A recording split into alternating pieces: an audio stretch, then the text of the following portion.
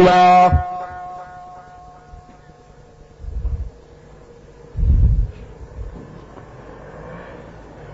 الحمد لله وحده والصلاة والسلام على من لا نبي بعده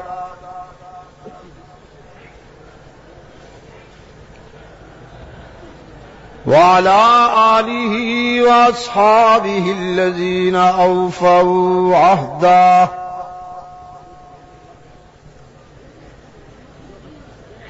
الذين هم مفاتيح الرحمة ومصابيح الغرر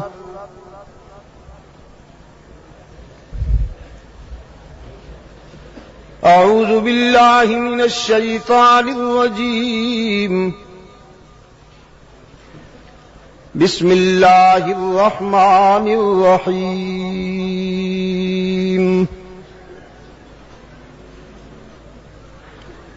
سبحان الذي أسرى بعبده ليلا من المسجد الحرام إلى المسجد الأقصى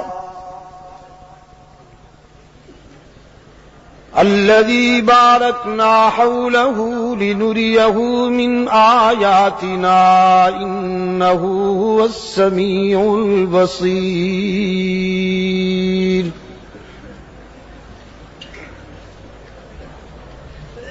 وقال الله تعالى في مقام آخر والنجم إذا هوى ما ضل صاحبكم وما غوى وما ينطق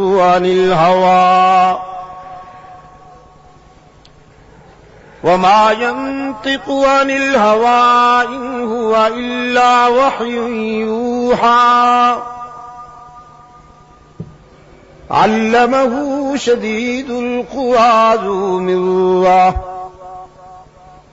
فاستوى وهو بالأفق الأعلى ثم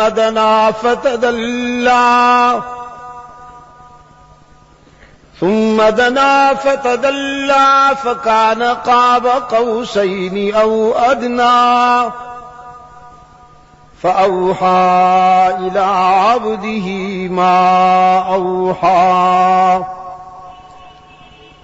صدق الله مولانا العظيم وصدق رسوله النبي الأمي الكريم ونحن على ذلك لمن الشاهدين والشاكرين والحمد لله رب العالمين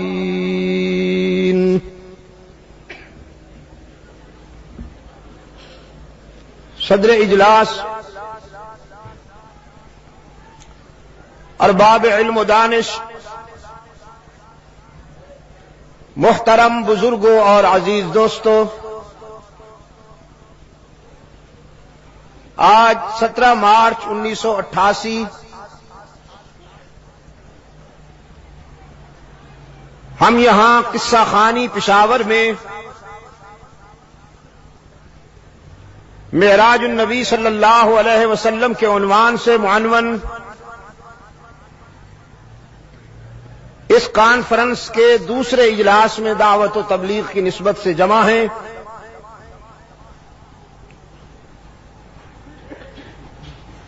گزشتہ شب کی نشست میں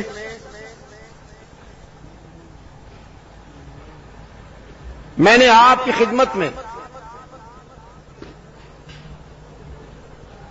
جو گزارشات پیش کی تھیں، اگر وہ آپ کو یاد ہیں اور خدا کرے کہ وہ آپ کو یاد ہوں،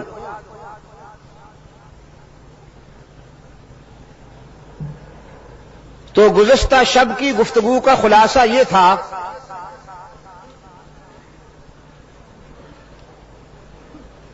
کہ معراج حق تعالی کی طرف سے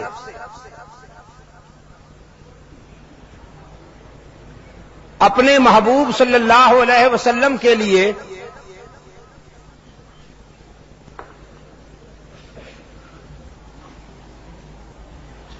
مکتب ایثار و عشق میں کامیابی پر ایک مثالی انعام ہے۔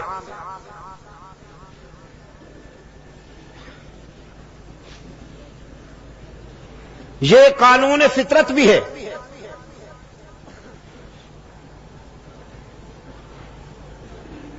اور قانون محبت بھی.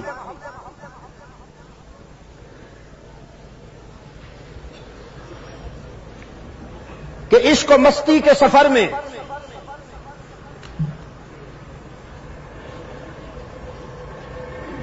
استقامت اور وفا کا مظاہرہ کرنے والوں کو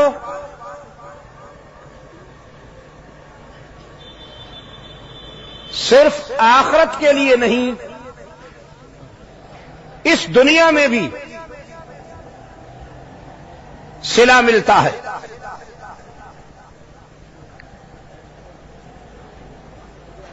انبیاء علیہم الصلاۃ والسلام کی سیرت، اللہ کے پیغمبروں کا اسوہ اور ان کی مبارک زندگیاں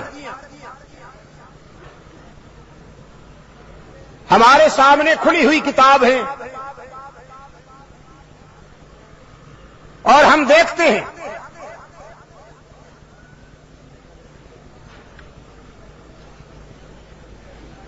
کہ راہ حق کے ان مسافروں نے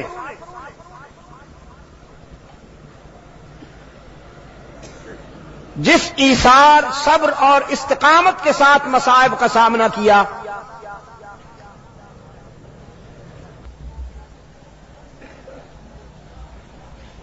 سیدنا یوسف علی نبینا و علیہ التسلیم، حضرت یعقوب علیہ الصلوۃ والسلام کے لاڈلے فرزند بھی ہیں اور اللہ کے برگزیدہ پیغمبر بھی. بچپن سے ہی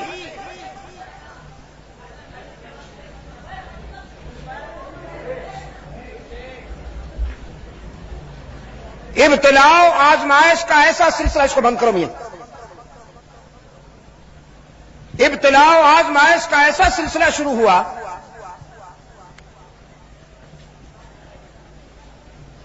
کہ یہ انہی کا ذوق اور ظرف تھا کہ وہ برداشت کرتے گئے. میں یہ بات متعدد بار عرض کر چکا ہوں کہ پیغمبر انسانی معاشرے میں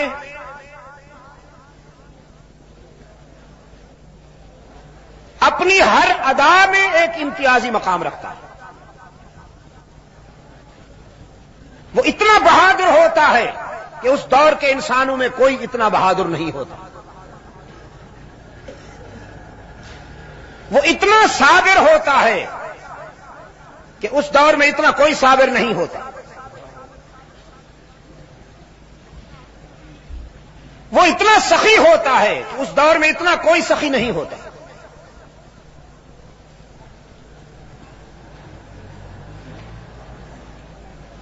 وہ اتنا مستغنی ہوتا ہے کہ اس کے مقابلے میں کسی کو استغنا نہیں ملتا. وہ اتنا بڑا عالم ہوتا ہے کہ اس دور میں اس پائے کا کوئی عالم نہیں ہوتا. وہ اتنا رحم دل ہوتا ہے، انسانوں کے لیے ہمدرد ہوتا ہے کہ اس دور میں اس پائے کا کوئی ہمدرد اور رحم دل نہیں ہوتا. وہ اتنا بڑا حوصلے والا ہوتا ہے کہ ان کے پائے کا کوئی اور حوصلے والا نہیں ہوتا.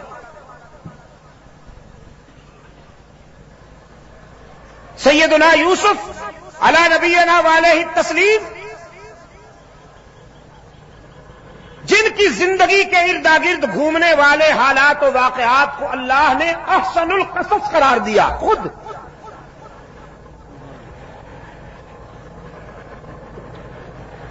حضرت یوسف علیہ السلام کی زندگی کے ارد گرد گھومنے والی کہانی کو اللہ نے خود احسن القصص قرار دیا.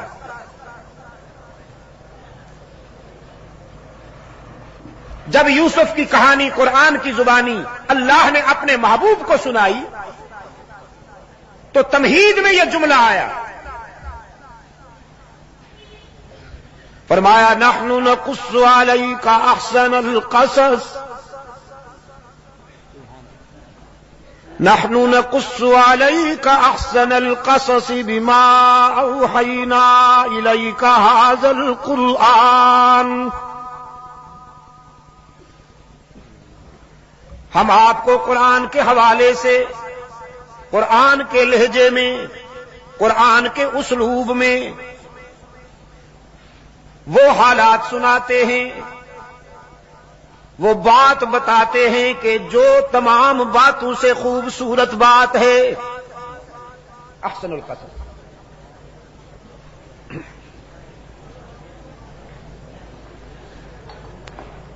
لڑکپن ہے، بچپن کا زمانہ ہے،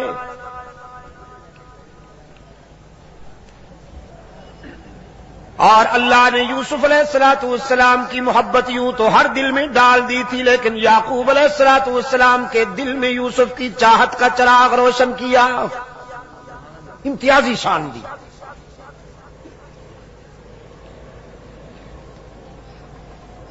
یوسف کے چہرے پہ نظر ڈالتے ہی یعقوب علیہ السلام کی آنکھوں میں چمک آ جایا کرتی تھی، افسردگی دور ہو جایا کرتی تھی، گرانی دور ہو جایا کرتی تھی، چہرے پر غم و اندوہ کے آثار مٹ جایا کرتے تھے، راحتوں کی صبح طلوع ہو جایا کرتی تھی.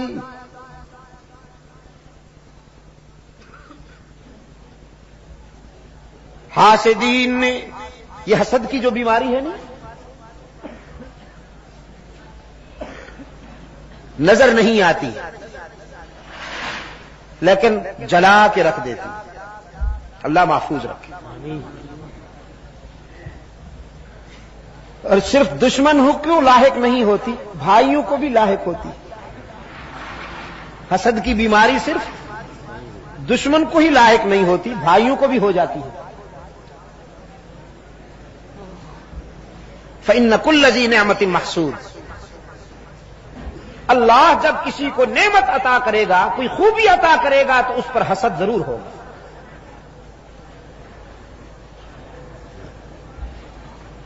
گھبرا نہ جایا کیجیے.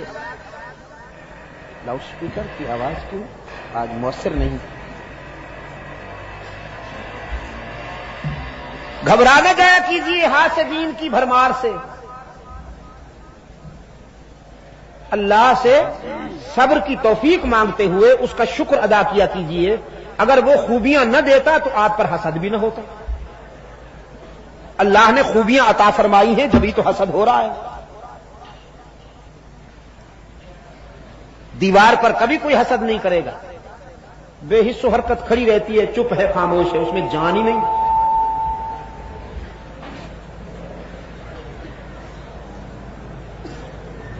خوبیاں آئیں، حسن آیا، جمال آیا تو حسد بھی آیا.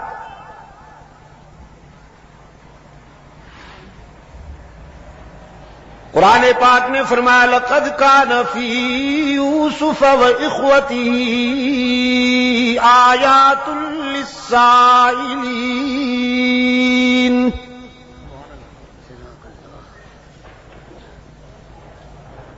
زندگی کی تلخیوں سے گھبرائے ہوئے لوگوں کے لیے بہت ساری عبرتیں پنہا ہیں اس بات میں. آئیے یوسف اور ان کے بھائیوں کے حالات و واقعات کے آئینے میں اپنا چہرہ دیکھیے. آپ بہت گھبراتے ہیں حالات کی تلخیوں سے، لیکن سوچئے اللہ کے برگزیدہ بندوں کو کن حالات سے گزرنا پڑا. لقد كان في يوسف وإخوته آيات للسائلين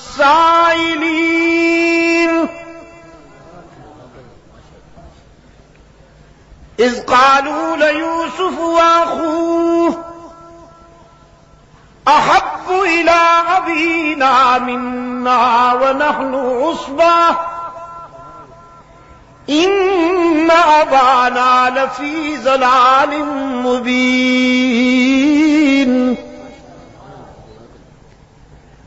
قصور دیکھیے، حسد کے بیماروں نے سب سے بڑی بات یہ کی ہم پرانے ہیں، ہم بڑی جماعت ہیں، اور یہ ایک ہے عمر میں بھی ہم سے چھوٹا ہے۔ کبھی کبھی عمر میں چھوٹا ہونا بھی آزمائش ہو جاتی ہے۔ ہم بڑی جماعت ہیں اور یہ اکیلا ہے، عمر میں بھی چھوٹا ہے، لیکن والد گرامی کو دیکھیے، بس یوسف کے چہرے پہ نظر جمی رہتی ہے۔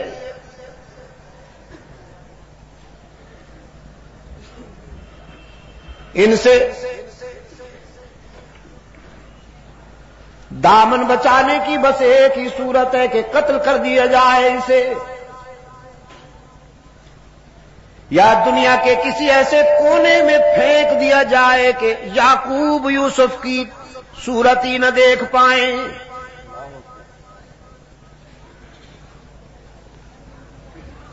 یہ اور اس کا بھائی بنیامین۔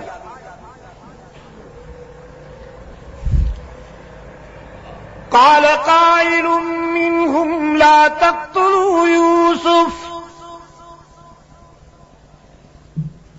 یہ بھی قانون فطرت ہے۔ جب کسی مظلوم کے لیے دشمنی ہوتی ہے تو دوستی کی کوئی نہ کوئی کرن ضرور روشن ہوتی ہے۔ میں نے رات بھی کہا تھا، فرعون نے جب حضرت موسیٰ علیہ السلام کے بارے میں یہ ارادہ کیا کہ اسے قتل کر دیا جائے تو آسیہ ساتھ بیٹھی تھی، انہوں نے جرح کی، پرپوزل دیا کہ تمہیں غصہ آ گیا ہے ان پر، وہ تو بچہ ہے ابھی تک، اس کو پھول اور انگارے میں فرق نہیں معلوم۔ یہاں بھی اسی حلقے سے ایک آواز آئی، قتل کا منصوبہ تو تم نے بنا لیا، لیکن وہ ہاتھ کہاں سے لاؤ گے جو اس چاند سے چہرے پر خنجر چلائیں؟ نہیں کر پاؤ گے، یہ کام نہیں کر پاؤ گے۔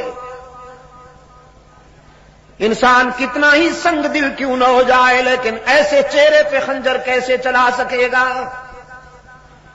یہ بات تم سے بھی نہیں ہوگی۔ تجویز یہ ہے، کنویں میں ڈال دو اسے یا کہیں دور چھوڑ آؤ، راہ چلتے مسافر اٹھا کے لے جائیں گے، تمہاری جان بھی چھوٹ جائے گی، قتل کی شقاوت سے بھی بچ جاؤ گے۔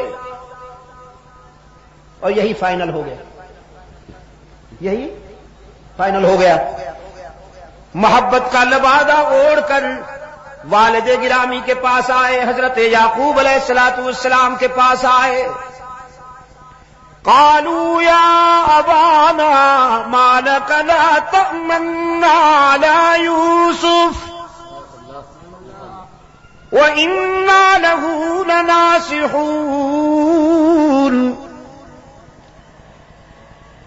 آتے ہی حضرت یعقوب علیہ السلام کی خدمت میں کہنے لگے، حیرت ہے کہ آپ ہم پر اعتماد کیوں نہیں کرتے؟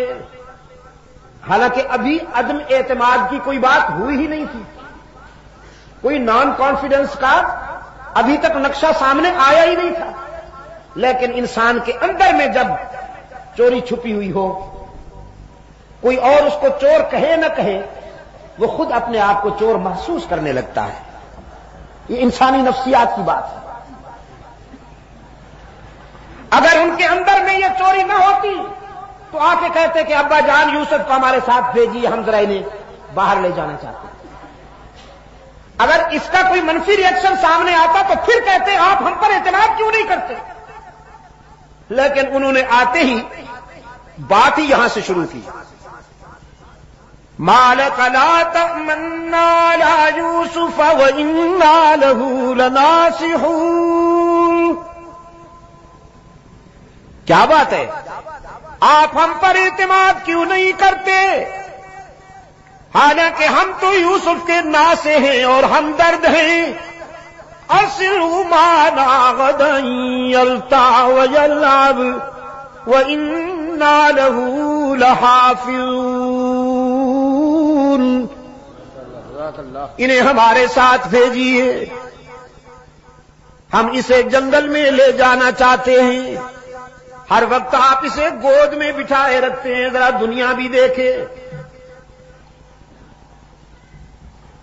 حفاظت کریں گے، بے فکر رہیے. میں یہ واقعہ نہیں آپ کو سنانا چاہتا، میں اپنے ہدف تک پہنچنے کے لیے تھوڑا سا یہ جھلک دکھا رہا ہوں آپ کو. لے گئے حضرت یعقوب علیہ السلام نے اندیشہ بھی ظاہر کیا، کہیں میرے لگتے جگر کو نقصان نہ پہنچ جائے، کوئی درندہ نقصان نہ پہنچا دے. انہوں نے قسمیں کھا کھا کر یقین دہانی کرائی. ہم جماعت ہیں، اتنی بڑی تعداد میں ہیں، ایک یوسف کی حفاظت کرنا کوئی مشکل بات تو نہیں ہے، ہم سب مل کر حفاظت کریں گے، آپ مطمئن رہیے. قرآن پاک نے فرمایا فَلَمَّا ذَهَبُوا بِهِ وَأَجْمَعُوا أَن يَجْعَلُوهُ فِي غَيَابَتِ الْجُبِّ فَأَوْحَيْنَا إِلَيْهِ لَتُنَبِّئَنَّهُم بِأَمْرِهِمْ هَٰذَا وَهُمْ لَا يَشْعُرُونَ. جب لے گئے یوسف کو ویرانے میں اور اپنے پروگرام کے مطابق یوسف کو کنویں میں ڈالنے کے لیے تیاریاں کرنے لگے، رب العالمین نے فرمایا ہم نے یوسف کے دل میں تسلی اتاری، ہم نے یوسف کے دل میں استقامت اور تقویت کے جوہر بھر دیے کہ دشمن تو بہت ہیں لیکن دوست بہت زیادہ طاقتور ہے. یہ تجھے مٹانا چاہتے ہیں لیکن ہمارا فیصلہ ہے کہ ہم تجھے بلند کریں گے. رات میں یہی کہہ رہا تھا. مکہ والے مٹانا چاہتے تھے اور عرش والے نے بلند کرنے کا فیصلہ کیا تھا. یہاں بھی یوسف علیہ السلام کو مٹانے کا پروگرام بنایا گیا، کنویں میں ڈالا گیا. رب العالمین نے روح الامین کو حکم دیا جاؤ میرے پیغمبر کو اپنی آغوش امانت میں سنبھال لو. باپ کی گود میں بھی اتنا سکون نہ ملا ہو جو تیری آغوش امانت میں یوسف کو میسر آئے. یوسف تو محفوظ ہو گئے. کنویں میں جا کر یوسف پشاور کے بے زبانوں محفوظ ہو گئے. کنویں میں جا کر یوسف تو محفوظ ہو گئے. اور برادری، خون چھپانے کے لیے، جرم چھپانے کے لیے ناٹک رچایا. یوسف علیہ السلام کا کرتا اتار لیا تھا، اس پہ خون ملا، مصنوعی خون، کسی جانور کے خون سے وہ کرتا رنگین کیا، پھر اسے لکڑی پہ اٹھا کر علم بنایا. کیا بنایا؟ علم بنایا. یہ ہتھ کنڈے پرانے ہیں، ہاتھ نئے ہیں. ہتھ کنڈے پرانے ہیں، ہاتھ نئے ہیں. چوری چھپانے کے لیے یہ ناٹک بہت پہلے ہوا. جناب یوسف علیہ السلام کا خون آلود کرتا لکڑی پہ اٹھائے ہوئے، مصنوعی آنسو بہاتے ہوئے، چیختے چلاتے ہوئے، قرآن کی زبان میں شام غریبہ مناتے ہوئے حضرت یعقوب علیہ السلام کی خدمت میں آئے. قرآن کہتا ہے وَجَاءُوا أباهم عشاء يبكون.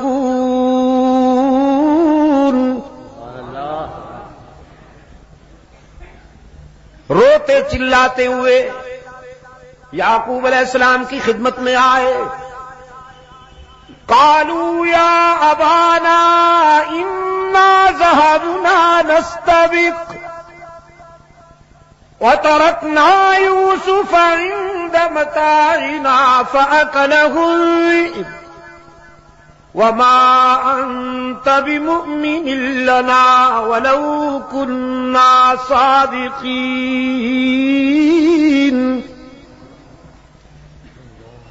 اپنی کہانی بیان کی.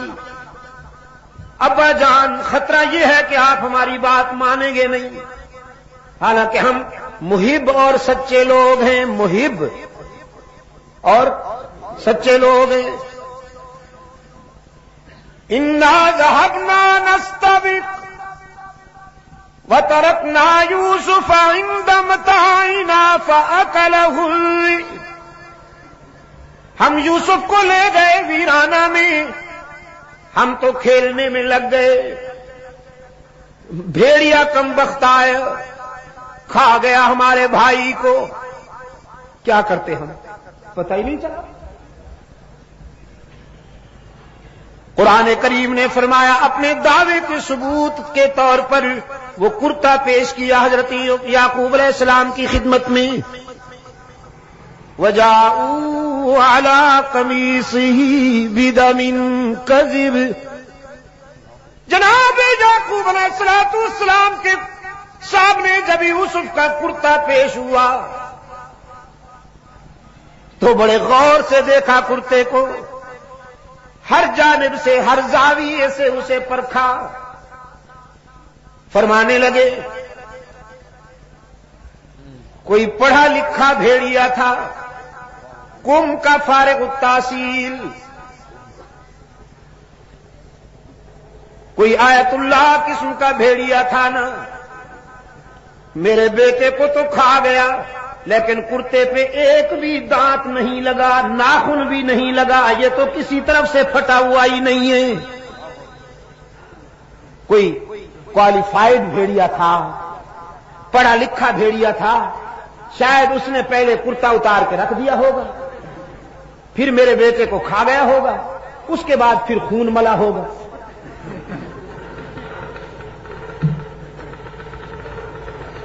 فرمایا بل سولت لكم انفسكم امرا فصبر جميل والله المستعان على ما تصفون. سمجھ گئے ساری کہانی. فرمانے لگے تمہارا منصوبہ معلوم ہوتا ہے، یہ سب ناٹک رچا رہے ہو، لیکن میری سنو.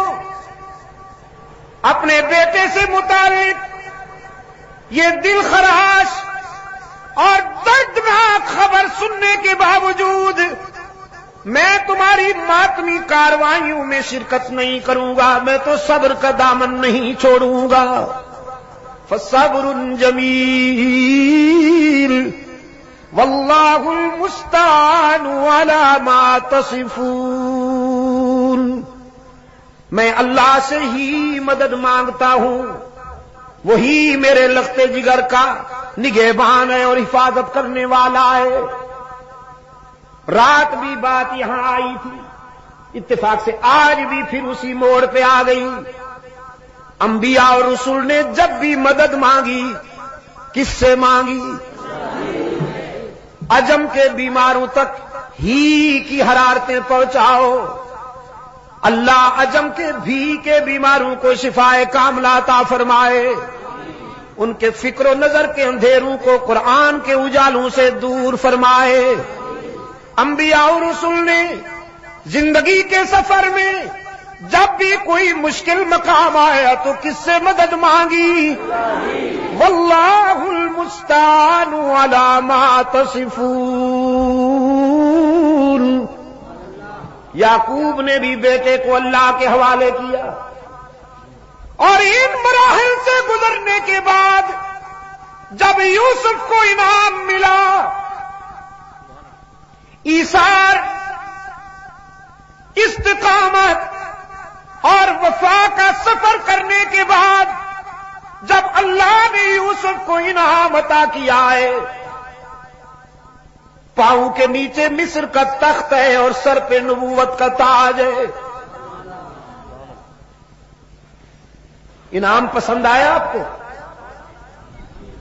پاؤں کے نیچے مصر کا تخت ہے اور سر پہ نبوت کا تاج ہے۔ روحانی طور پر بھی صاحب اختیار ہیں اور مادی نقطۂ نظر سے بھی صاحب اقتدار ہیں۔ فطرت کبھی کبھی عجیب مناظر دکھاتی ہے۔ کنویں میں ڈالنے والے منگتا بن کر آئے ہیں، سوال کرتے ہیں غلے کا۔ جناب یوسف علیہ السلام کے سامنے اپنی حالت زار بیان کرتے ہوئے کہتے ہیں، ایھا العزیز مسنا واہلنا الذل وجئنا ببضاعة مزجاة فاوف لنا الكيل وتصدق علينا ان الله يجزي المتصدقين۔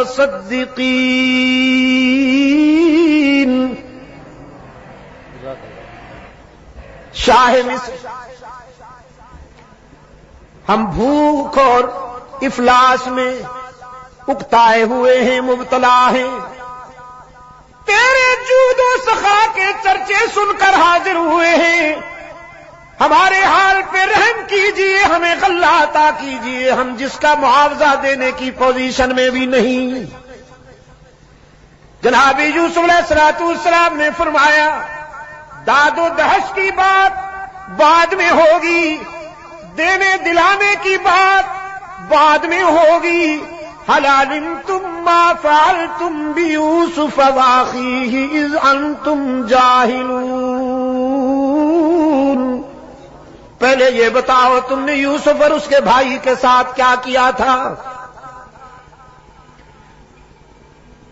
یہ پہلے بتاؤ۔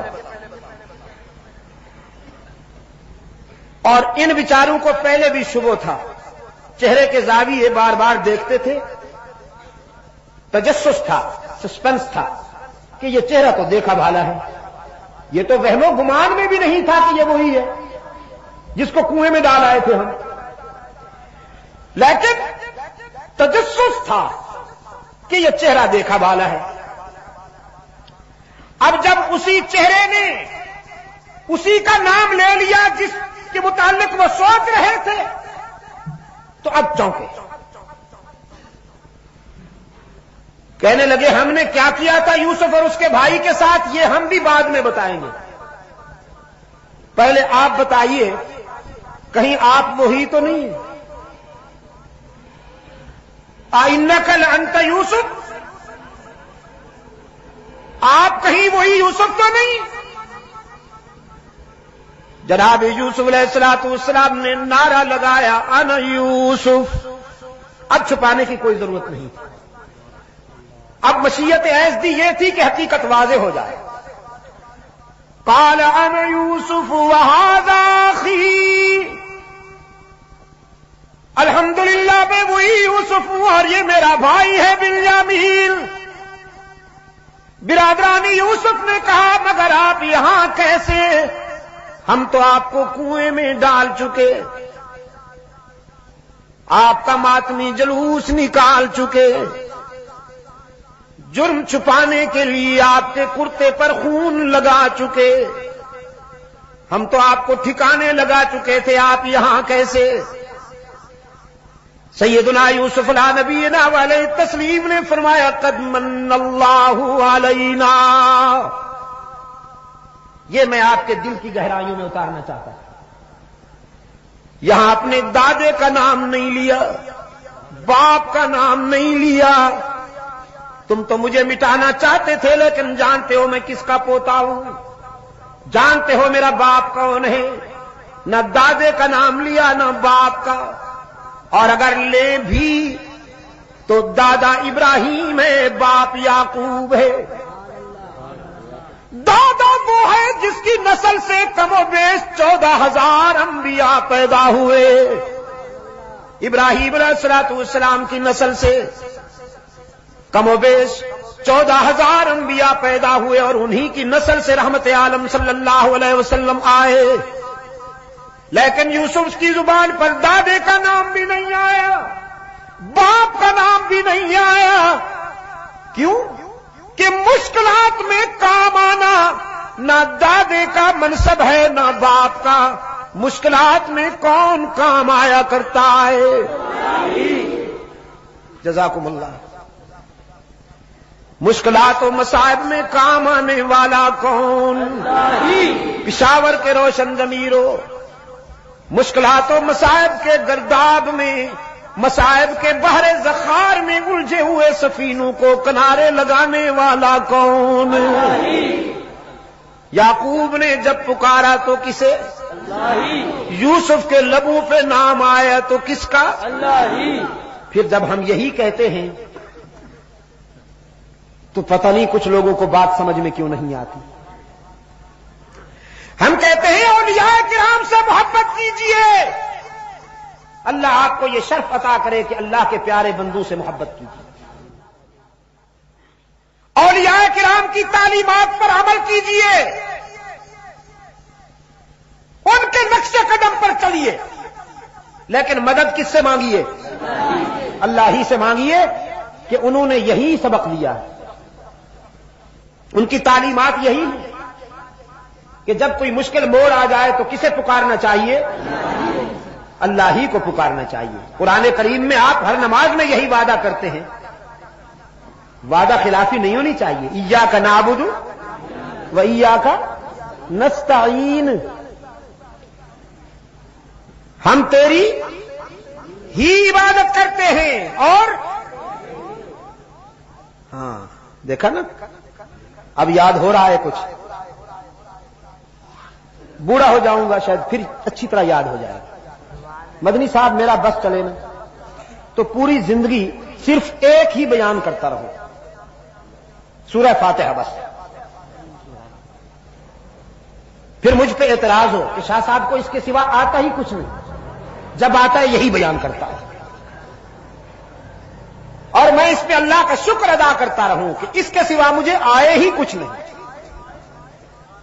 لیکن میرے سامعین، میرے دوست، میرے بزرگ، میرے عزیز بچے ایک ایک جملہ رٹ لیں اور ان کے دل کی تختی پہ ایسا نقش ہو جائے ایک ایک جملہ کہ حوادثات زمانہ وہ نقش مٹا نہ سکے، اگر میرا بس چلا۔ ایاک نعبد و ایاک نستعین، ہم تیری ہی عبادت کرتے ہیں اور کرتے رہیں گے، ہم تجھ سے ہی مدد مانگتے ہیں اور مانگتے رہیں گے۔ یہ نماز کی حرکت میں وعدہ کرتے ہیں ہم، تو پھر مدد کس سے مانگنی چاہیے؟ نبیوں نے، رسولوں نے بھی مدد کس سے مانگی؟ صحابہ نے مدد کس سے مانگی؟ اولیاء کرام نے مدد کس سے مانگی؟ صدیقین و شہداء نے مدد کس سے مانگی؟ میرا اور آپ کا مددگار کون؟ ہمارا دستگیر و کارساز کون؟ ہم سب کا سچا مشکل کشا کون؟ جناب یوسف علیہ السلام نے عشق و محبت کے سفر میں ایثار اور استقامت کا مظاہرہ کرتے ہوئے وفا کا حق ادا کیا، رب العالمین نے بلند کر دیا۔ رحمت عالم صلی اللہ علیہ وسلم نے بھی عشق و محبت کے سفر میں وفا کا وہ معیار قائم کیا کہ اللہ نے ایسا انعام عطا کیا ہے کہ ایسا انعام ملا ہی کسی کو نہیں۔ باقی تمام انبیاء اور رسول کو معراج ہوئے، مگر فرش پر اللہ نے اپنے محبوب کو معراج عطا کی۔ اس میں بڑا خوبصورت استعارہ ہے، بڑا ہی دل نشین کنایا ہے اہل بصیرت کے لیے۔ موسیٰ کو معراج فرش پر، ابراہیم کو معراج فرش پر، نوح کو معراج فرش پر، عیسیٰ علیہ السلام کو معراج فرش پر، باقی جسے بھی یہ اعزاز عطا ہوا فرش پر رحمت عالم صلی اللہ علیہ وسلم کہاں نظر آتے ہیں؟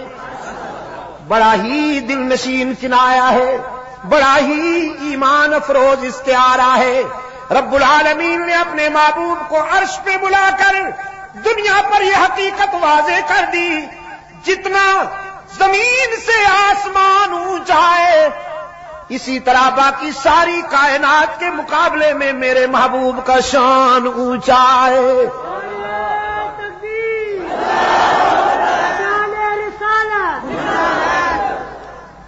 سبحان الذی اسری بعبدہ لیلا من المسجد الحرام الی المسجد الاقصی۔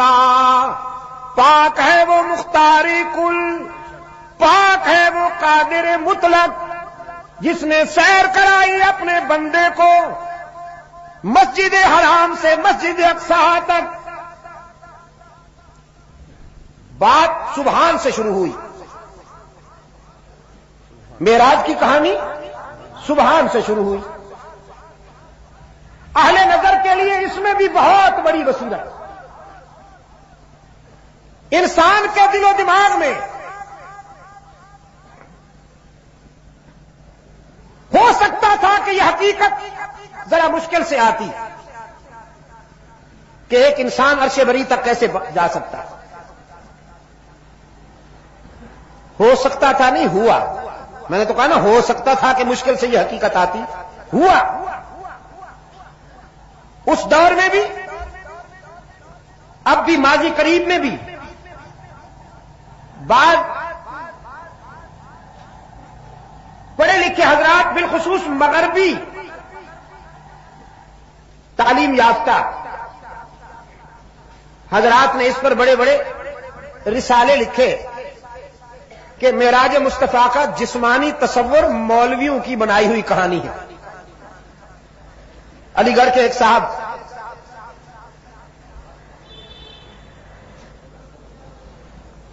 اللہ تعالیٰ انہیں معاف کرے، ہم تو یہی کہہ سکتے ہیں نا جی، نرم سے نرم الفاظ، اللہ انہیں معاف کرے۔ وہ اس کے قائل تھے، بڑی شدید سخت زبان میں تردید کرتے تھے کہ جسمانی معراج نہیں ہوا، یہ خواب کا مسئلہ تھا، روحانی سفر تھا۔ انسان اپنے جسم عنصری کے ساتھ افلاک کی بلندیوں سے کیسے گزر سکتا ہے؟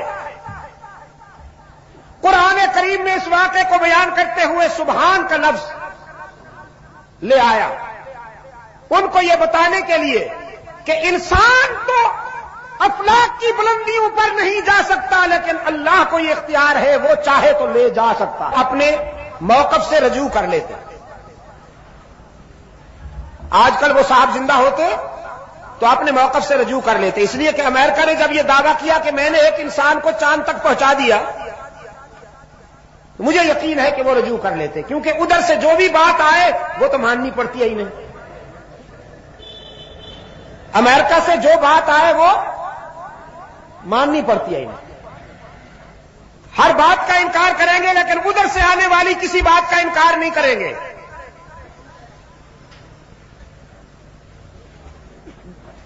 میرے عزیز دوستو، کچھ تو یہ ہیں اور کچھ وہ ہیں، وہ کہتے ہیں گئے تو ہیں، معراج تو ہوا آسمان پر، عرش بری تک رسائی ہوئی، لیکن انسان نہیں تھے۔ منطقی اصول کو سامنے رکھتے ہوئے اگر آپ صغرا کبرا ملائیں تو نتیجہ ایک ہی نکلتا ہے۔ وہ کہتے ہیں جسم کے ساتھ نہیں گئے، اور یہ کہتے ہیں جسم تو عارضی تھا، نمائشی تھا،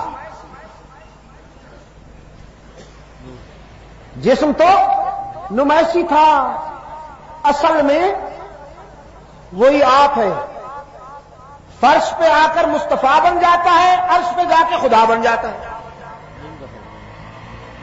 احد اور احمد کے بیچ میں میم کھڑی ہوئی ہے، یہ کبھی لگ جاتی ہے کبھی ہٹ جاتی ہے. قرآن کریم کا دعویٰ یہ ہے سرکار دو عالم صلی اللہ علیہ وسلم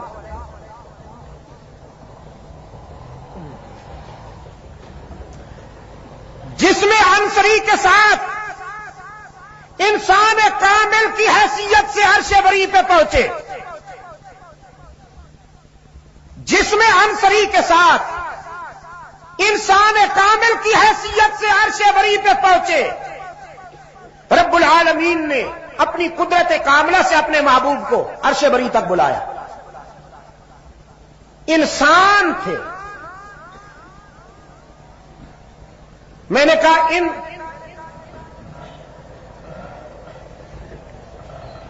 مولویت کے لبادے میں بھٹکے ہوئے تبرکات کے مقابلے میں تو اقبال کو بھی بات زیادہ سمجھ میں آ گئی.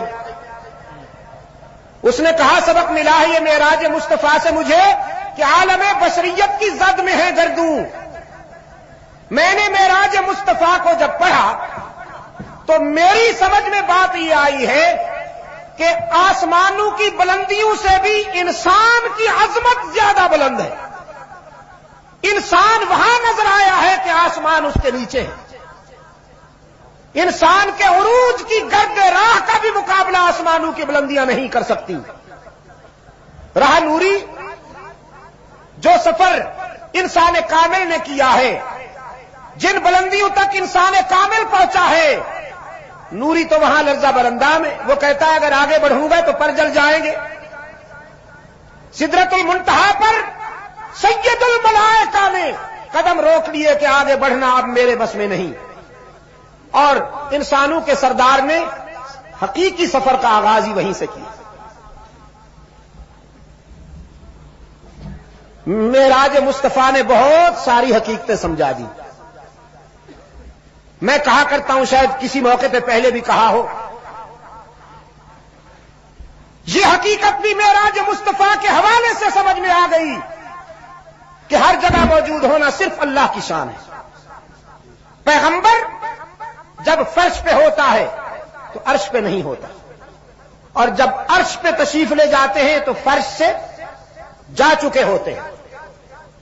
من المسجد الحرام الى المسجد الاقصى، من المسجد الحرام الى المسجد الاقصى، مسجد حرام سے مسجد اقصی تک، فرام مسجد حرام ٹو مسجد اقصی. تو یہ فرام اور ٹو کی جو حد بندیاں ہیں یہ اس کے لیے ہوتی ہیں جو ایک جگہ ہو اور دوسری جگہ نہ ہو. میں پرسوں رات بہاول نگر تھا، پشاور میں انتظار ہو رہی تھی. بہاول نگر سے آ کے پشاور پہنچ گیا تو وہاں سے چلا آیا تھا. رات یہاں تھا، آج دن کو اسلام آباد چلا گیا. مدنی صاحب کے دل کی دھڑکنیں تیز تھیں کہ وہ واپس آئیں گے کہ نہیں. پھر آ گیا تو وہاں سے آ گیا. من و الا، فرام ٹو، یہ حد بندیاں اس کے لیے ہوتی ہیں جو ایک جگہ ہو اور دوسری جگہ نہ ہو. رحمت عالم صلی اللہ علیہ وسلم انسان کامل ہے.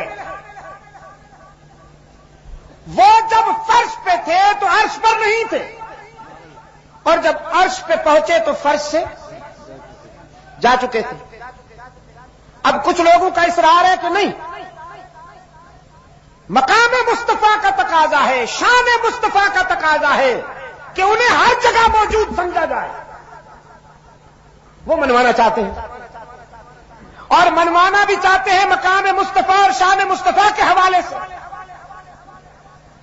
میں دینی تعلق کی بنیاد پر، دینی اخوت کی بنیاد پر ان سے عرض کرتا ہوں کہ اگر رحمت عالم صلی اللہ علیہ وسلم کو ہر جگہ موجود مان لیا جائے تو پھر فرش سے عرش تک جانا اور عرش سے فرش تک واپس آنا، اس میں کمال کی کون سی بات ہوگی؟ وہ تو پہلے ہی ہر جگہ موجود ہے. فرش پہ بھی ہیں، عرش پہ بھی ہیں، مدینہ میں بھی ہیں، پشاور میں بھی ہیں. مدینہ میں بھی ہیں، پشاور میں بھی حضرات کھڑے ہو جاتے ہیں کہ حضور آ گئے، کھڑے ہو جاتے ہیں. مریدوں سمیت کھڑے ہو جاتے کہ حضور صلی اللہ علیہ وسلم آ گئے ہیں، ادب میں کھڑے ہو جاتے، دم بدم پڑھو درود، حضرت بھی ہیں یہاں موجود، اور آگے جو پڑھی لکھی گیدرنگ ہوتی ہے وہ جھومتے ہیں، بے شک یہاں موجود، اور ان سے پوچھنے والا کوئی نہیں کہ اگر حضرت یہاں موجود ہیں، آپ کو اگر نظر نہیں آ رہے چونکہ آپ کی نگاہ میں بڑی پہنچ ہے، تو کم از کم آپ تو نظر آ رہے ہیں حضور صلی اللہ علیہ وسلم جہاں موجود ہوں گے، آپ نہیں دیکھ رہے، وہ تو آپ کو دیکھ رہے ہیں۔ یہ اصول ہے، علماء کرام سے پوچھیے، جسے حضور دیکھیں وہ بھی صحابی ہے، اور جو بحالت ایمان حضور کو دیکھے وہ بھی صحابی۔ عبداللہ ابن ام مکتوم نابینا تھے، انہیں حضور نے دیکھا تو صحابی ہیں، اور جن صحابہ نے رحمت عالم صلی اللہ علیہ وسلم کو حالت ایمان میں دیکھا وہ بھی صحابی ہیں۔ میرے دوست کہتے ہیں حضور تشریف لے آتے ہیں، ان سے کوئی پوچھے پھر آپ تو صحابہ ہیں، کیونکہ آپ کو حضور اکرم صلی اللہ علیہ وسلم دیکھتے ہیں، آپ نہیں دیکھتے تو حضور تو دیکھتے ہیں نا، ان سے پوچھیے آپ صحابہ ہیں؟ مجھے یقین ہے کہ یہ کہیں گے نہیں ہم صحابہ نہیں، مجھے یقین ہے، دیکھیے نا کیسا حسن زن ہے ہمارا، یہ کہیں گے نہیں۔ پھر ان سے پوچھئے کہ حضور تشریف بھی لاتے ہیں، حضور دیکھتے بھی ہیں تمہیں، پھر بھی تم صحابہ نہیں ہو، تو حضور جس کو دیکھیں بھی اور وہ صحابی نہ ہو، پتہ ہے وہ کون ہوتا ہے؟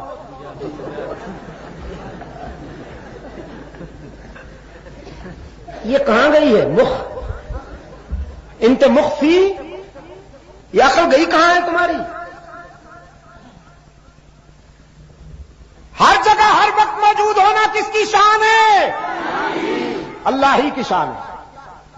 اللہ پوری کا اللہ نور السماوات والارض،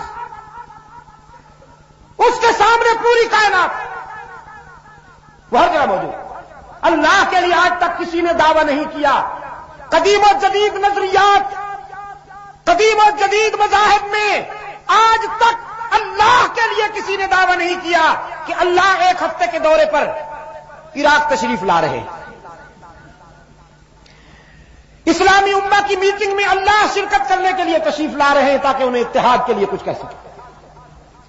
اگر کوئی ایسا کہے تو وہ پاگل ہے یا اسلام کا دشمن ہے، اس لیے کہ یہ مقام ربوبیت کے خلاف جاتی ہے بات، مقام الوہیت کے خلاف جاتی ہے۔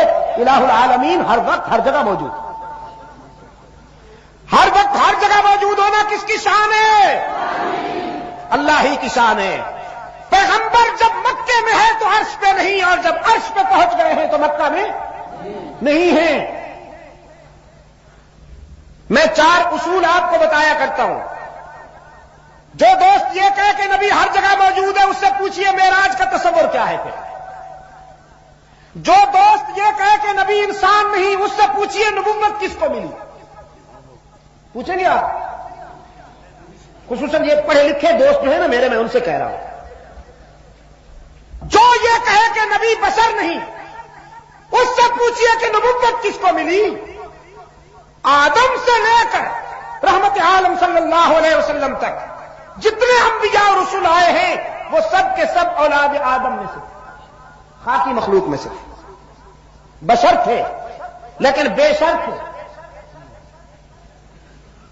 بشر تھے لیکن بے شر تھے۔ ان کے خمیر میں سعادت ہی سعادت تھی،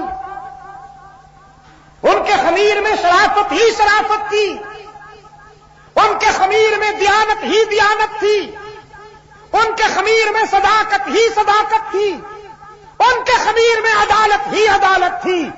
وہ بشر تھے لیکن بے شر تھے۔ اب اگر کوئی یہ کہتا کہ نہیں نبی بشر نہیں ہوتا تو اس سے پوچھئے کہ نبوت کس کو ملی؟ نبوت کا ظرف ہی بشریت ہے، نبوت کا ظرف ہی بشریت ہے۔ اللہ نے رسالت کا نگینہ بشریت کی انگوٹھی میں سجایا ہے۔ اب اگر کوئی یہ کہتا ہے کہ پیغمبر انسان یا بشر نہیں ہوتا تو اس سے پوچھئے کہ نبوت کس کو ملی؟ اور اگر کوئی یہ کہتا ہے کہ نبی علام الغیوب ہے، عالم غیب ہے، تو اس سے پوچھئے وحی کا کیا تصور ہے؟ جب نبی سب کچھ جانتا ہے تو پھر روح الامین کی انتظار کیوں؟ وحی کا تکلف کیوں؟ اور اگر کوئی یہ کہتا ہے کہ نبی مختار کل ہے تو اس سے پوچھئے کہ شفاعت کا تصور کیا ہے؟ رحمت عالم صلی اللہ علیہ وسلم شفاعت کریں گے نا؟ اللہ ہمیں نصیب فرمائے، ہم سب کو اللہ یہ سعادت عطا فرمائے۔ اپنی امت کے خطا کاروں کے لیے اللہ سے بخشش طلب فرمائیں گے نا؟ پوری انسانیت کے لیے سرکار دو عالم صلی اللہ علیہ وسلم شافی بنیں گے، تو اختیار کس کے پاس ہوا؟ اللہ کے پاس ہوا نا۔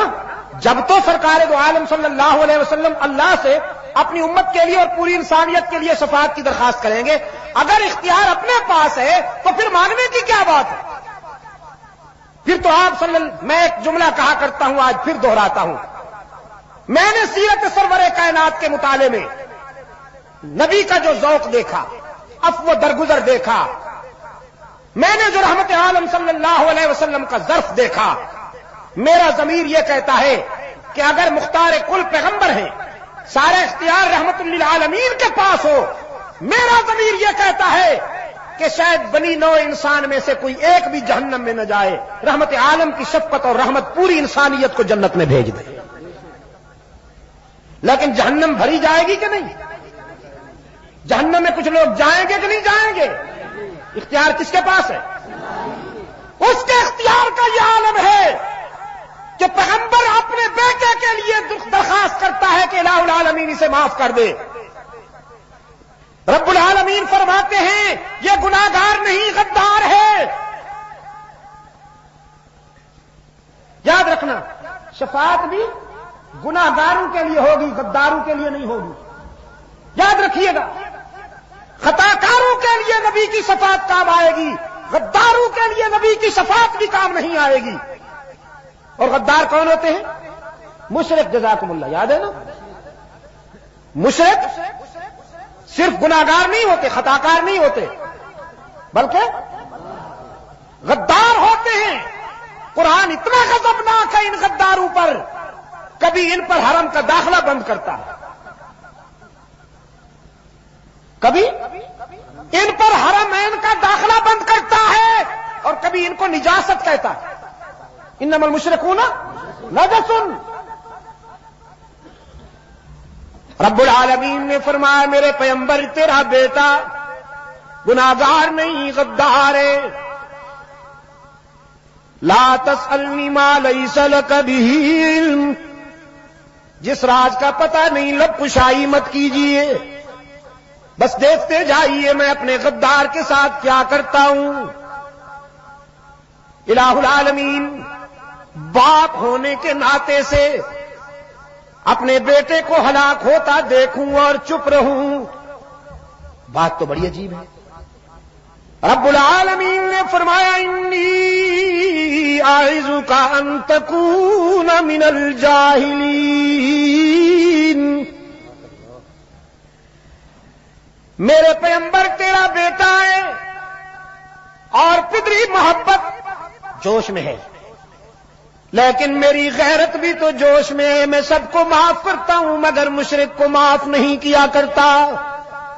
تو آپ کے لیے میری آخری بات، انی اعوذک ان تکون من الجاہلین، شرک کرنے والے بیٹے کے لیے دوبارہ درخواست نہ کیجیے گا معافی کی۔ میرے روکنے کے باوجود اگر آپ نے اس کی بخشش کے لیے دوبارہ درخواست کی تو آپ بھی میری ناراضگی کا نشانہ بنیں گے، نبوت چھین کر آپ کو بھی اسی گروپ میں کھڑا کر سکتا ہوں۔ ان تکون من الجاہل، اتنی بڑی تنبیہ ہے۔ کوئی باپ اپنے بیٹے سے کہے نا گولی سے اڑا دوں گا، یہ بھی اتنی بڑی تنبیہ نہیں ہے جو پیغمبر کے لیے یہ تنبیہ دردناک ہے۔ نوح علیہ السلام کانپ اٹھتے ہیں، فرمایا انی اعوذ بک ان اسألک ما لیس لی بہ علم۔ الہ العالمین ایک ایک بیٹا تو کیا ایسے کئی بیٹے ہلاک ہو جائیں، لیکن میں کبھی تیری نافرمانی تو نہیں کر سکتا، میں تیری ناراضگی سے پناہ مانگتا ہوں، اب بھی پناہ مانگتا ہوں اور آئندہ بھی پناہ مانگتا رہوں گا۔ پیغمبر شفاعت کریں گے لیکن گناہگاروں کی، غداروں کی نہیں، مشرکین کی۔ مشرکین نہ اللہ کی رحمت پہ امید رکھے نہ پیغمبر کی شفاعت پہ۔ اور شرک کیا ہے؟ شرک یہ ہے کہ اللہ کے حق میں بندوں کو شامل کیا جائے۔ سجدہ کس کا حق ہے؟ اونچی آواز سے، سجدہ کس کا حق ہے؟ پھر کوئی قبر کو سجدہ کرے تو قابل معافی ہے، کوئی درخت کا سائز پسند آ جائے اس کے آگے جھک جائے تو قابل معافی ہے، کسی جھنڈی کی اڑانے پسند آ جائیں وہاں سجدہ کرے تو قابل معافی ہے، کوئی بڑی توند والا گدی نشین پسند آ جائے وہاں جھکنے لگے قابل معافی ہے۔ سجدہ کس کا حق ہے؟ اللہ ہی کا۔ قیام کس کا حق ہے؟ اللہ ہی کا۔ قیام بھی کس کا حق ہے؟ اللہ ہی کا حق ہے۔ میرے دوست کہتے ہیں صلاۃ و سلام کے وقت قیام کرنا ادب ہے۔ میں نے کہا اگر صلاۃ و سلام میں قیام ادب کا قرینہ ہوتا تو نماز میں بھی درود و سلام قیام کی حالت میں پڑھنے کا حکم ہوتا ہے۔ صلاۃ و سلام کے وقت قیام کرنا اگر ادب کا قرینہ ہوتا تو نماز میں بھی درود و سلام قیام کی حالت میں پڑھنے کا حکم ہوتا۔ درود و سلام ہے نماز میں کہ نہیں ہے؟ ہے نا؟ جب آپ کھڑے ہوتے ہیں تو درود و سلام پڑھتے ہیں نا؟ رکوع میں، سجدے میں نہیں پڑھتے نا؟ کب پڑھتے ہیں؟ ہاں جب بیٹھ جاتے ہیں، اس لیے کہ رکوع عاجزی کا مظہر ہے، سجدہ عاجزی کی ادا ہے، قیام عاجزی کی ادا ہے، اور پشاور کے روشن ضمیروں عاجزی کی ساری ادائیں اللہ نے اپنی ذات کے لیے مخصوص کر لی ہیں۔ وہ اپنے بندے کی عاجزی صرف اپنی ذات کے لیے مخصوص دیکھنا چاہتا ہے۔ فرمایا جب تم قیام میں ہو تو میری یاد، جب تم رکوع میں ہو تو میری تسبیح، جب تم سجدے میں ہو تو میری ہی تسبیح، جب تم بیٹھ جاؤ اب میرے محبوب پر درود و سلام پڑھو کہ جب تک درود و سلام نہیں پڑھو گے تمہاری نماز ہی قبول نہیں کروں گا۔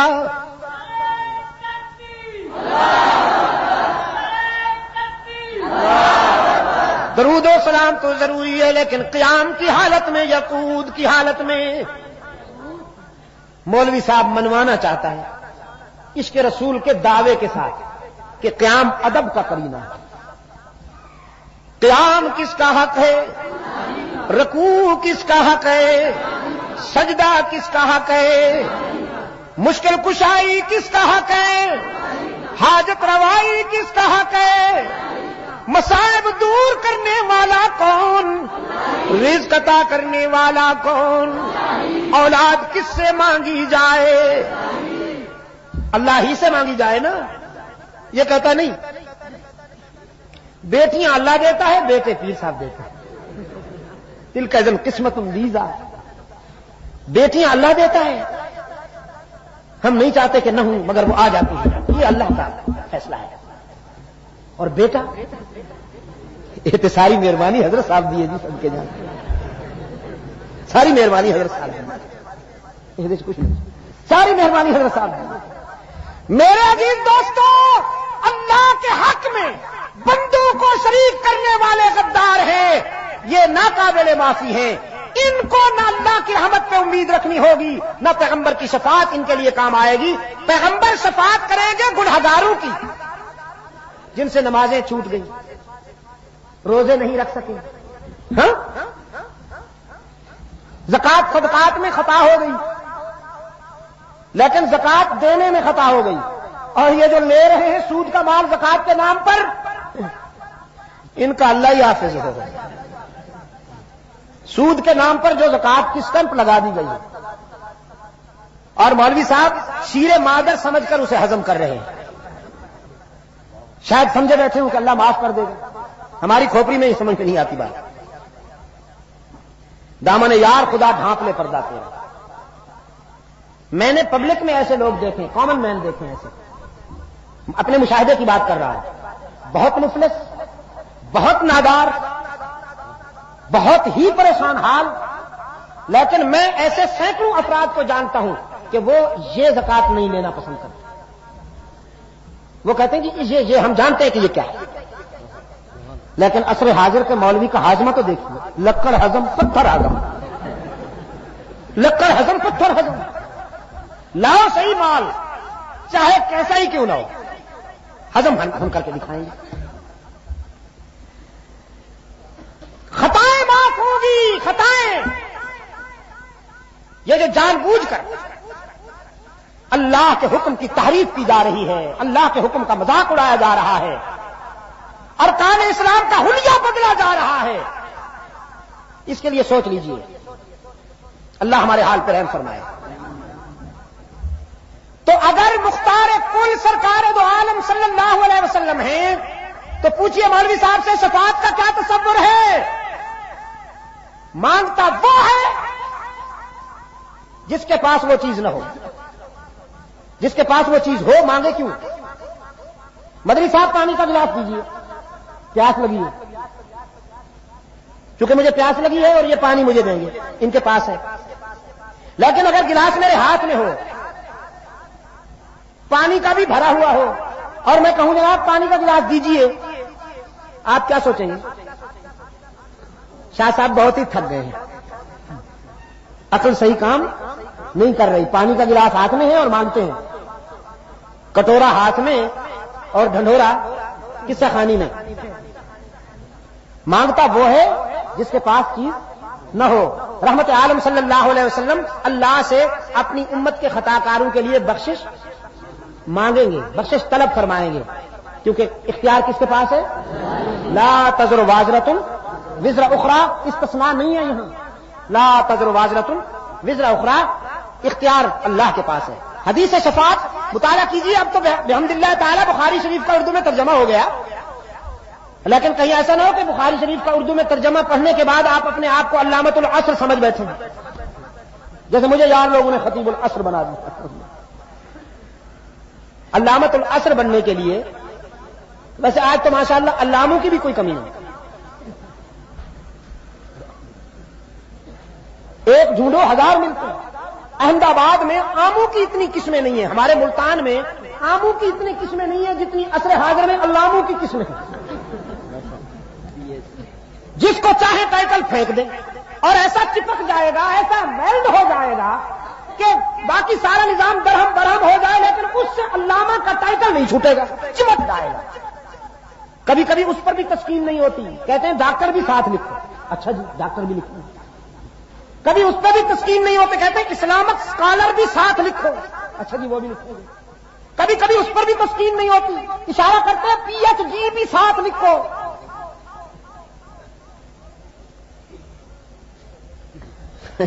نام 3 سطروں کی عبارت پہ مشتمل ہوتا ہے.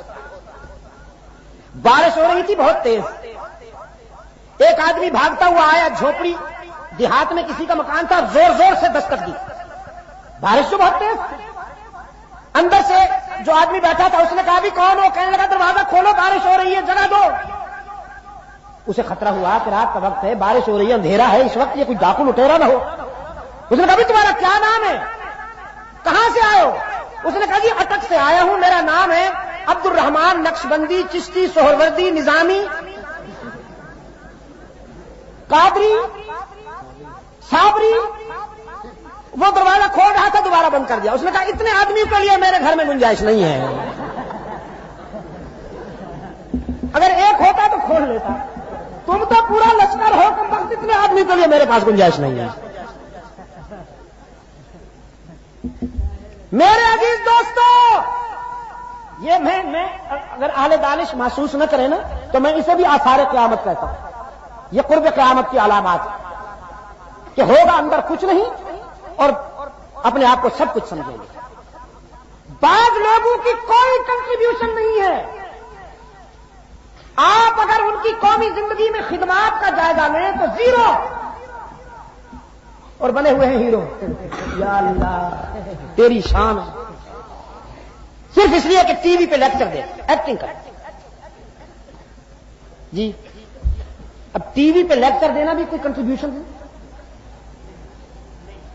ٹی وی پہ گانا، ٹی وی پہ تھرکنا، ناچنا اور اس کے ساتھ درس دینا، یہ گوبر اور مکھن کو غلط ملط کر دیا، دودھ کو اور پیشاب کو ملا لیا.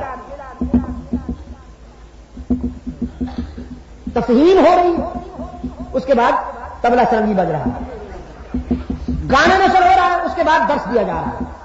سمجھوتا کر لیا نا کہ ہم سب ایک ہیں. یہ تو اپنا اپنا اپنا اپنا پلے ہے نہیں، وہ بھی آتے ہیں ہم بھی آتے ہیں، ایک ہی برادری ہے. اب میں آپ سے پوچھتا ہوں کہ یہ بھی کوئی کنٹریبیوشن ہے؟ صرف اسی پر یہ ٹائٹل چشمہ ہو گیا. میرے عزیز دوستو، بخاری شریف کا مطالعہ کیجئے، حدیث صفات کو پڑھیے. سرکار دو عالم صلی اللہ علیہ وسلم اللہ کے حضور سجدہ ریز ہوں گے، عاجزی، تواضع، رقت اور انکسار کی حد ہوگی. آنسو کی برسات میں رب العالمین کے حضور اپنی امت کے خطا کاروں کے لیے بخشش طلب فرمائیں گے. رب العالمین اپنے محبوب کی عاجزی، اپنے محبوب کی تواضع اور اپنے محبوب کے آنسو کو دیکھ کر فرمائیں گے ارفع راسک، میرے محبوب سر اٹھاؤ، تم مانگو میں عطا کروں گا. سل توتا، سر اٹھاؤ میرے محبوب، تم مانگو میں عطا کروں گا، تم مانگو میں عطا کروں گا. یہ نہیں فرمایا کہ سر اٹھاؤ، جس کو چاہو جنت میں بھیج دو، جس کو چاہو جہنم میں ڈال دو. نہیں، ارفع راسک، سر اٹھائیے. سل توتا، آپ مانگیے میں عطا کروں گا. آپ کے آنسو بھی منظور، آپ کا سجدہ بھی منظور، آپ کی عاجزی بھی منظور، آپ کی تواضع بھی منظور، لیکن اتھارٹی نہیں بدلے گی. آپ سوالی رہیں گے، داتا میں خود رہوں گا.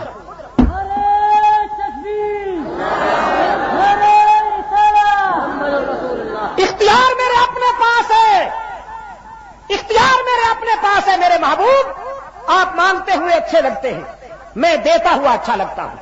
آپ سے بہتر مانگنے والا کوئی نہیں اور مجھ سے بہتر دینے والا کوئی نہیں، یہ بالکل سچ ہے.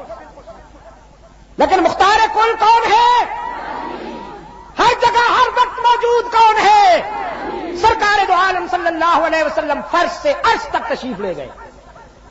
اب بعض لوگوں کو خیال آیا، انہوں نے کہا جب فرش سے چلے تھے تو اس وقت تو آدمی تھے، انسان تھے، لیکن جب وہاں پہنچے تو پھر یہ وہ ہو گئے. وہ قرآن پاک نے فرمایا وَالنَّجْمِ إِذَا هَوَىٰ مَا ضَلَّ صَاحِبُكُمْ وَمَا غَوَىٰ وَمَا يَنطِقُ عَنِ الْهَوَىٰ إِنْ هُوَ إِلَّا وَحْيٌ يُوحَىٰ عَلَّمَهُ شَدِيدُ الْقُوَىٰ ذُو مِرَّةٍ فَاسْتَوَىٰ وَهُوَ بِالْأُفُقِ الْأَعْلَىٰ ثم دنا فتدلى فكان قاب قوسين أو أدنى فأوحى إلى عبده ما أوحى سبحان الذي أسرى بي. یہ روانگی ہے. فأوحى إلى عبده یہ واپسی ہے.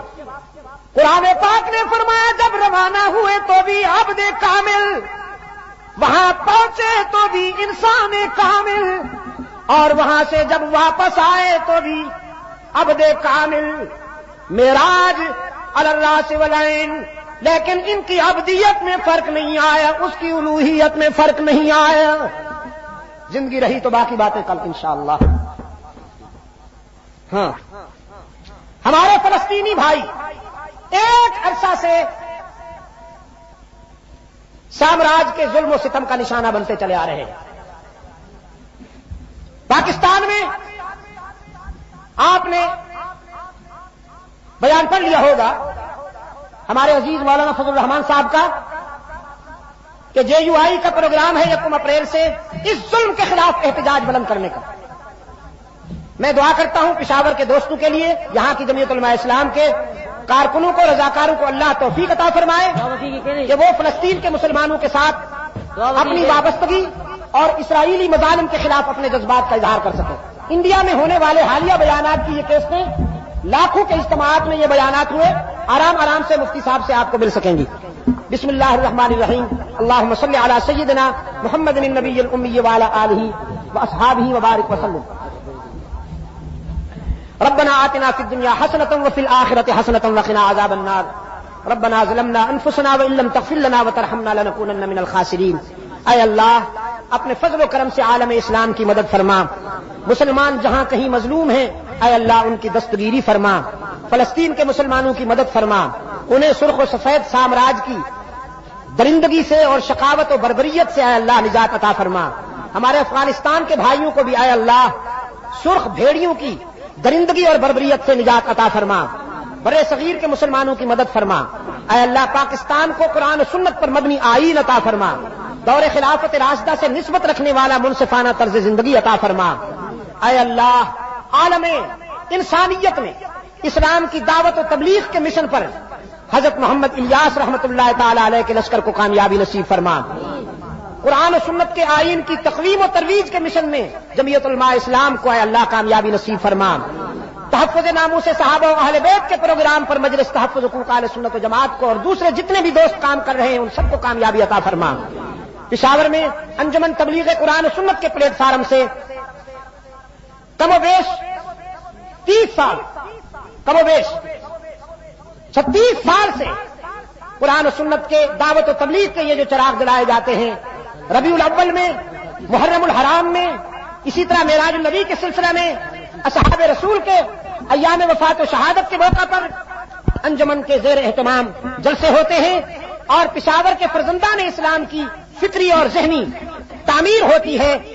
میں دل کی گہرائیوں سے دعا کر رہا ہوں الہ العالمین انہیں اس سے زیادہ کام کی توفیق عطا فرما، نظر بد سے بچا، اور پشاور کے مسلمانوں کو اتحاد و اتفاق کے ساتھ اس پلیٹ فارم کو مضبوط اور مستحکم رکھنے کی توفیق عطا فرما۔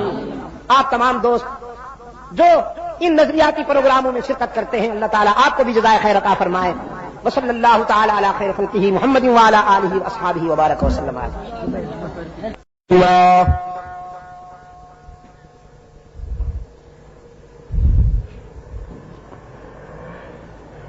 الحمد للہ وحدہ والصلاة والسلام علی من لا نبی بعدہ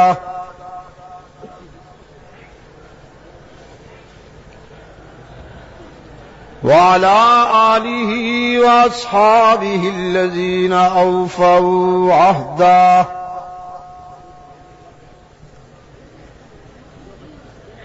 الذین هم مفاتیح الرحمة ومصابیح الغرر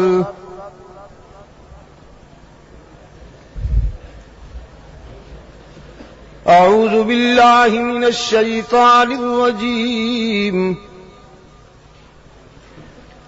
بسم اللہ الرحمن الرحیم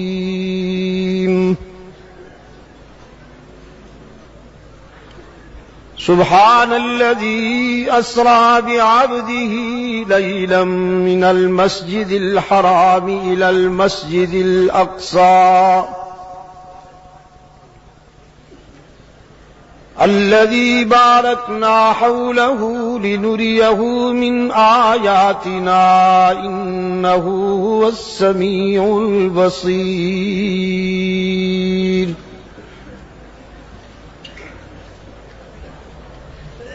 وقال الله تعالى في مقام آخر والنجم إذا هوى ما ضل صاحبكم وما غوى وما ينطق